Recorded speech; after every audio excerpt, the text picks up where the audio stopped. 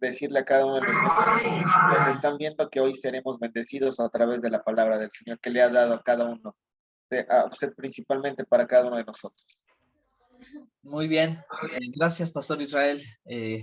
Saludos y bendiciones pues para todos queridos amigos que nos acompañan cada noche en este programa, y como decía el pastor, pues me toca la gran bendición de compartir el tema que nos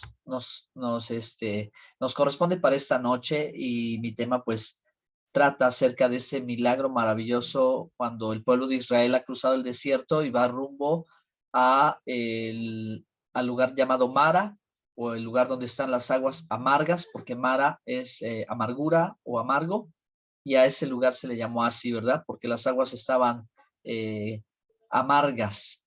Y bueno, pues es como Dios transforma o hace un milagro, ¿verdad? De pasar de las aguas amargas a las aguas dulces para que el pueblo de Israel pudiera saciar su sed. Así que esta historia se encuentra en la Biblia en Éxodo capítulo 15, verso 23 al verso 25, y en un momento le voy a dar la lectura. Y bueno, pues este tema es maravilloso. El título que quisiera yo ponerle a esta pequeña reflexión es: después del milagro debe venir la confianza. Después del milagro debe venir la confianza, porque los milagros que platicamos sabemos que tienen una razón, tienen un propósito. Dios muestra su gloria y su poder, pero también a través de ellos nos enseña, y a través de ello también nos alienta para que nosotros confiemos, estemos confiados en que Él es bueno, Él nunca cambia, Él desea lo mejor para nosotros y está con nosotros, y todo lo que ocurre obra para bien. Así que esto es nuestra confianza en el Señor. Voy a darle lectura a esta porción de las Escrituras en Éxodo 15, 23 al 25, una vez que el pueblo de Israel ha cruzado el Mar Rojo, el Mar de Juncos, y bueno, pues Moisés, ¿verdad?, entona este maravilloso canto junto con los ancianos de Israel y el pueblo entero, esta alabanza preciosa que compone. Pues ahora llega otro nuevo episodio dentro de su trayecto rumbo a la tierra prometida, y este episodio no es accidental, sino es incidental o intencionalmente, ¿verdad? Y la propia escritura va a decir por qué es intencional, y Dios les va a revelar algo que les quiere enseñar, y que ellos tienen que aprender a enfocarse bien en medio de las circunstancias adversas. Dice así, voy a leer desde el verso 22, Éxodo 15, 22. E hizo Moisés que partiese Israel del Mar Rojo, y salieron al desierto de Sur, y anduvieron 3 días por el desierto sin hallar agua. Y llegaron a Mara, y no pudieron beber las aguas de Mara, porque eran amargas. Por eso le pusieron el nombre de Mara. Entonces el pueblo murmuró contra Moisés y dijo: ¿qué hemos de beber? Y Moisés clamó a Jehová, y Jehová le mostró un árbol, y lo echó en las aguas, y las aguas se endulzaron. Y allí les dio estatutos y ordenanzas, y allí los probó. Aquí está la razón, ¿verdad? El por qué esto apareció en su trayecto a la tierra prometida. Dice, y dijo: si oyeres atentamente la voz de Jehová tu Dios, e hicieres lo recto delante de sus ojos, y dieres oído a sus mandamientos, y guardares todos sus estatutos, ninguna enfermedad de las que envié a los egipcios te enviaré a ti, porque yo soy Jehová tu sanador. Y llegaron a Elim, donde había 12 fuentes de aguas y 70 palmeras, y acamparon allí junto a las aguas. Este es el episodio de la historia. Es pues un milagro sobrenatural. No hay modo de explicar cómo Dios a través de ese madero sanó las aguas, porque esto es el mensaje que está implícito: la sanidad de las aguas amargas se transforman en aguas dulces, y aguas dulces que pudiera el pueblo de Israel consumir y que ellos pudieran beber. Entonces, esta sencilla explicación la quiero desarrollar en 3 puntos. El primero, cómo Israel salió al desierto viviendo los milagros y el poder de Dios al cruzar el mar Rojo. Segundo lugar, pues, ¿qué sucede? que la gente, ¿verdad?, se queja ahora delante de Moisés porque no tienen las aguas dulces, porque están buscando agua y no la han encontrado ya después de 3 días. Y en tercer lugar, Dios que obra ese milagro, pero no solo con este milagro sacia la sed del pueblo, sino les da una enseñanza. Lo que hace Dios es no solo saciar su sed, sino darles una enseñanza. Y bueno, pues vamos a comenzar, ¿verdad? Primera instancia, Israel salió del desierto, salió al desierto, cruzó el mar y salió al desierto, y ellos vieron una cantidad de milagros que ya los pastores en los programas anteriores, como vamos en orden cronológico, pues se han mencionado, casi siempre vamos en ese orden. Y bueno, pues camino hacia Mara, ellos de pronto, ¿verdad?, no se sienten satisfechos. ¿Por qué? Porque algo les está faltando. Y aquí es lo interesante de la historia que nosotros podemos aprender respecto de este acontecimiento sobrenatural o de este gran milagro.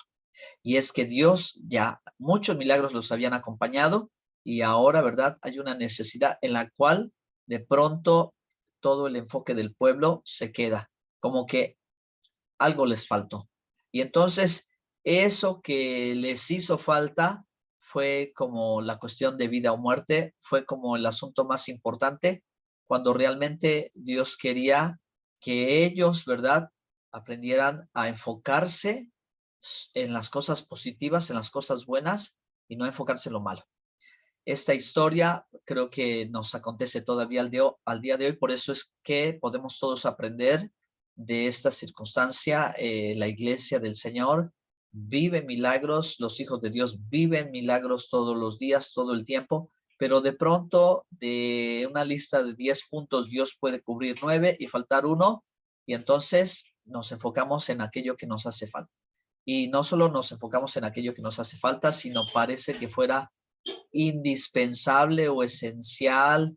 Y bueno, ¿dónde está la intención de Dios? Ahí está la intención de Dios escondida, y es que no es que su pueblo, ¿verdad?, se queje y diga, bueno, todo iba bien hasta que de pronto apareció este asunto y sin este asunto no nos vamos a poder mover.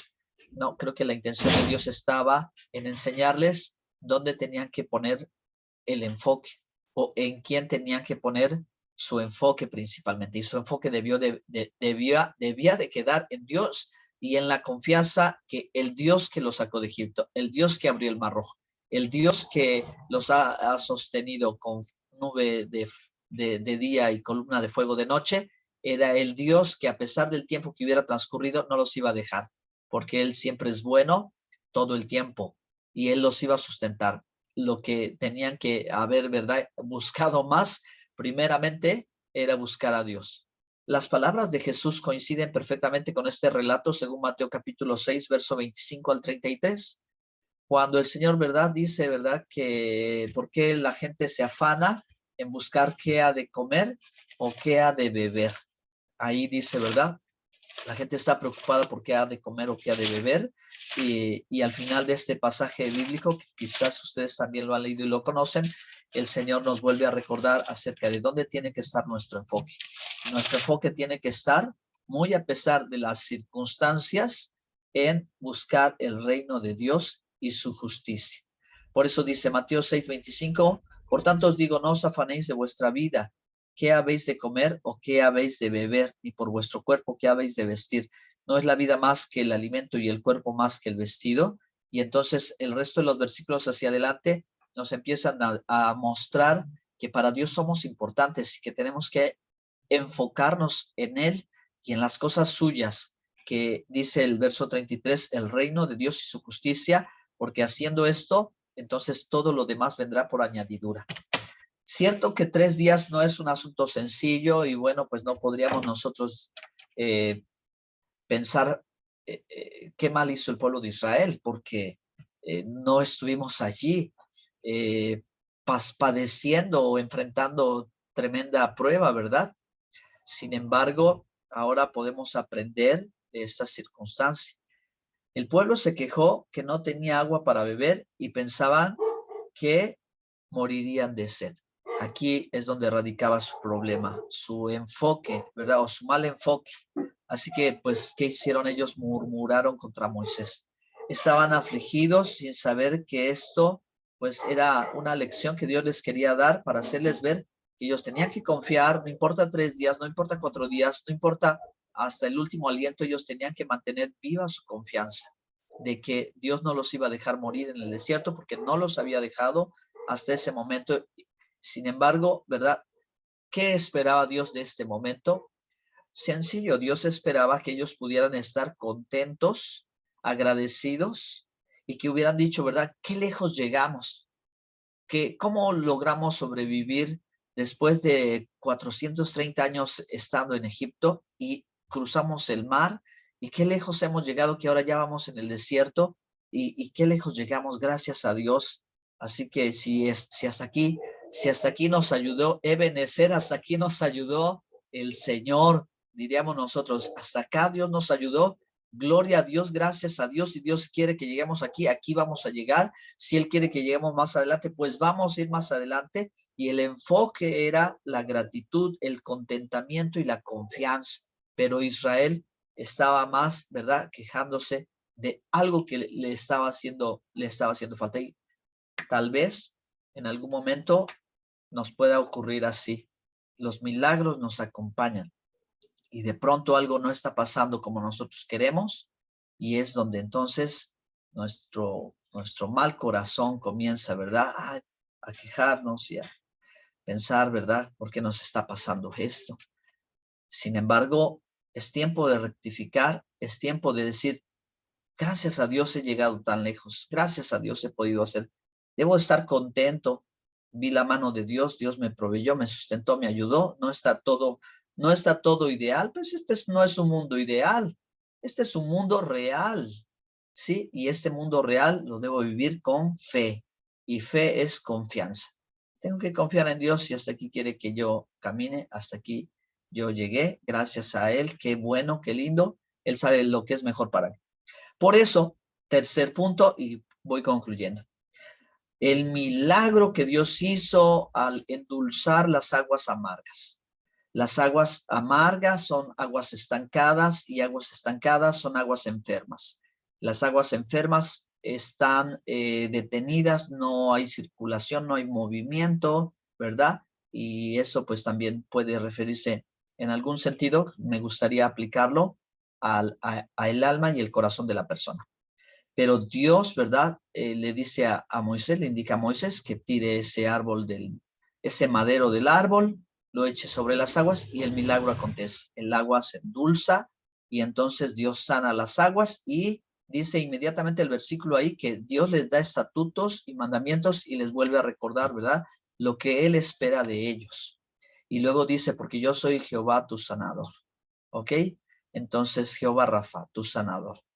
Les está diciendo, ¿verdad?, también que el énfasis debe de estar en las cosas de arriba, que el énfasis debe estar en la voluntad de Dios, en lo que Él quiere, ¿verdad? Y ellos deben de estar contentos. Y bueno, ¿cuántas citas bíblicas me están viniendo en este momento a la mente?